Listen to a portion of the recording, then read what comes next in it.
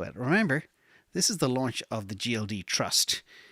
And the first 6 months or so, it was bumpy. It was up and down. We had a very good opening for 3 months or so, and then it did fall down and went quiet. But then it went up for 8 years straight. The question is, will Bitcoin do the same? The difference between gold and Bitcoin is less manipulated and also a lot more scarce, which is super interesting. And Rekt Capital is back.